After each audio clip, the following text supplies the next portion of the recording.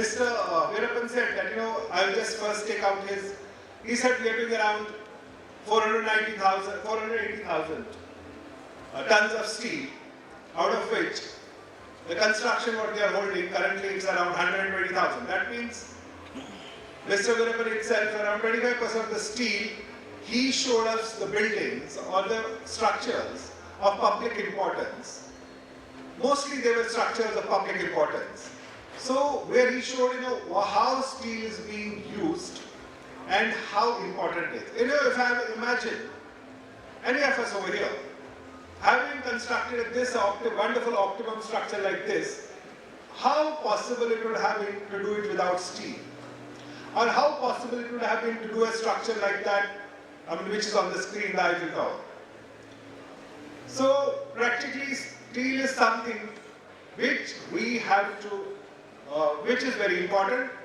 We have to use it, we have to live with it, and we have to find ways, how optimally we can grow this, because this is such a wonderful material but very underused.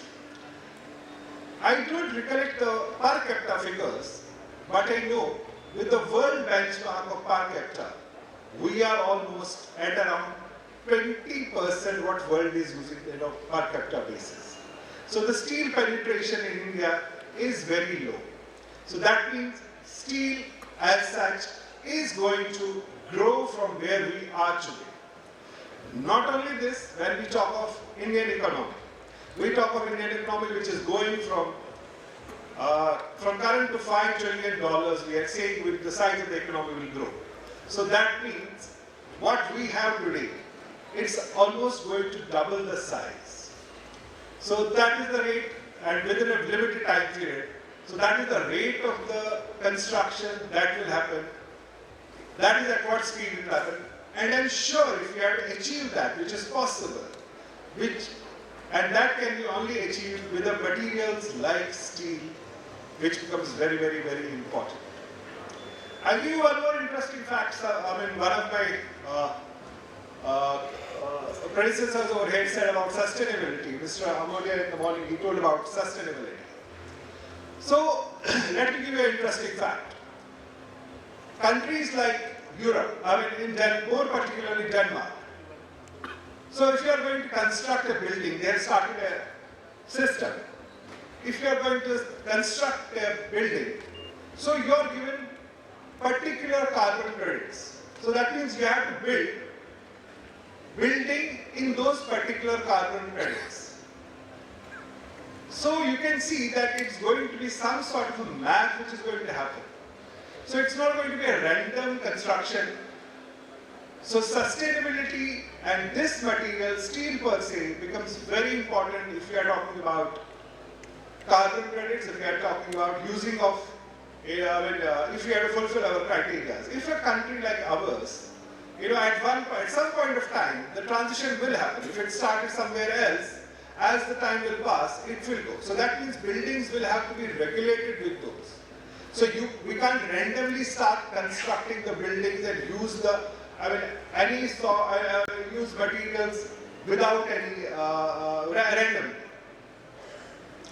So this material, again, as I say, is going to play a very crucial part when we are looking for sustainability, and that too in an environment where it will be regulated and numbered.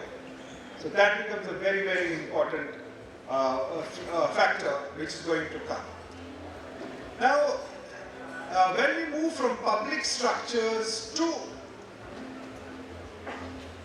the normal regular building construction per se, when we see the size may be smaller, but the complications may be much bigger. So the consumption of steel may be higher in buildings like what Mr. Veerapan showed us. But the buildings, what we are going to, high-rise buildings, the consumption of steel may be less, but the complications, complexities are much higher in building like this, because as we talk about tall buildings and use of steel in tall buildings. Now, I have some case studies which I will run through you, but before that I want to give you a prefix and a context to the use of steel and why we should use steel in buildings. So, more particularly when we go to the tall or super tall buildings, the use of steel, the use of structural steel becomes obvious. Now, if I talk in terms of the context of a building where we are measured with reference to the carpet area and all, if I have to reduce the column sizes, so taking a composite column becomes obvious. So if I am talking of a building which is 60-story, 70-story building, and if I am going to look at the column sizes, and if that is going to cover my carpet, so obviously we will look for something which is going to reduce the size of the column but increase our carpet area. So definitely this is the material, this is the steel which gets used for those type of things.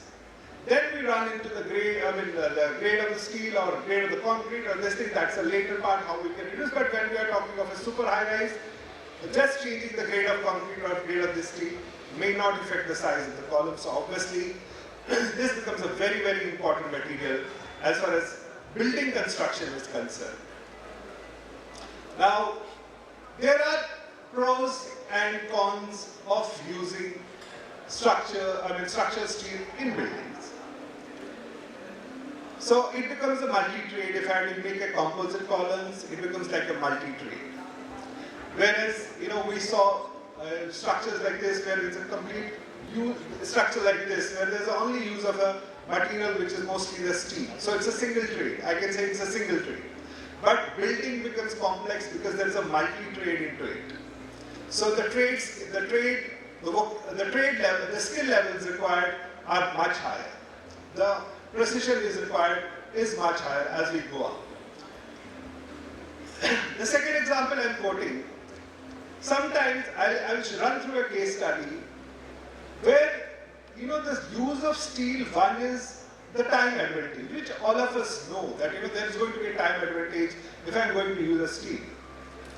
But sometimes the logistics also plays a very important role where use of steel becomes very important. So if I'm doing a building where the logistics itself is a very challenge, so I'm talking of a building which is almost 1.5 million square feet construction area.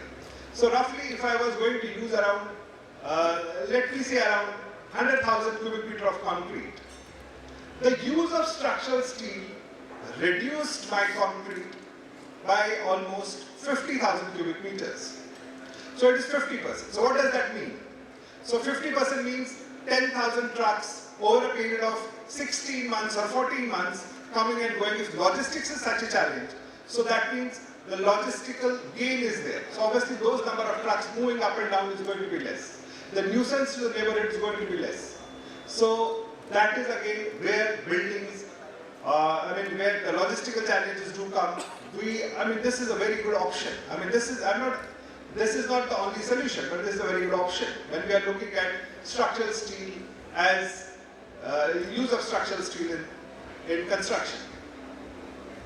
So similarly, when we have places like Bombay and all where sometimes you feel the building can take an extension or FAR has changed or this thing where you feel post construction, maybe after a few years you do find that there is an extension of building you can do, but whether you will be able to achieve it or not.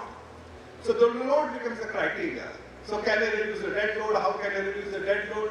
And this thing, how can I do the columns within running building and all? So again, the use of structural steel, when there is an extension of a building which is existing over there, so it becomes something which is very amenable at that level, because the disturbance to the existing users is minimal. So you can do maybe in the late hours, you can do in the wee hours, and you can do because it's mostly all your production, all your this is going to take care somewhere else. All you are going to do is move the logistic lane and do this. So anywhere where you have to see an extension and all this thing. Then needless to say, long spans. If I'm making a span like this, if I have to do anything optimally, obviously this is the best thing one can have, the steel as a material which one can have. So I'll just, without taking much time, I'll just run through, sorry. So this is a building which is in Powai. So, this building had 3 basement levels, and we had around 10 parking levels and some 17 or 18 floors of the habitable floor or usable floors. Now the challenge in this building was, because there is an existing hotel and the road is very narrow, it's very narrow. So getting a construction vehicles in an area where there is already an existing business center in terms of hotel, which is a convention center, so it has its own traffic, road is narrow, and doing a construction next door to it is very, very, very challenging. Because not only this, your existing guests are going to get disturbed, your road is not, the entrances are challenged because, there's a lot of security checks over there.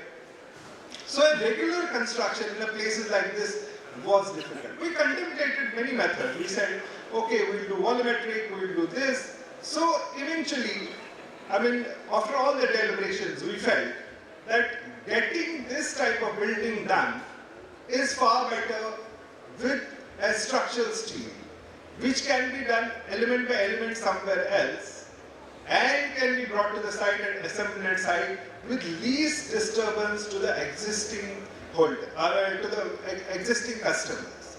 And at the same time, since the challenge of logistics in terms of road and this thing was there, so this was the best suited method. So this is one classic example where I'm saying that use of steel was quite highly effective. So it was not just that we wanted a steel building, it was just that we wanted a building which had a purpose, but the use of material was with a purpose. So it was not just, we just wanted to use steel.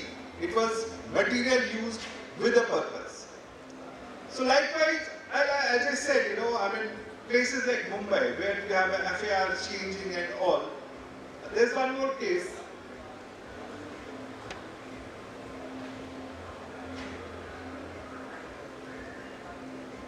Yeah. So a building like this, this is an existing building. The rules change.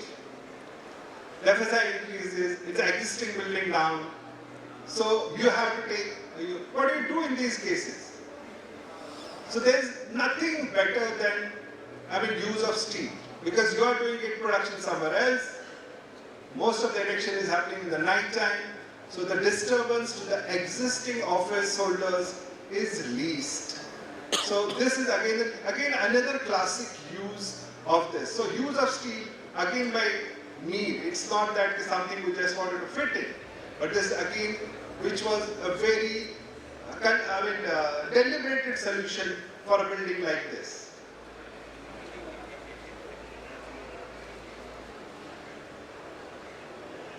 So similarly, it's the same similar building in BKC, where then again the height was really this thing, extension of floors had to happen. So nothing better than use of steel in a building, in extending the buildings like this.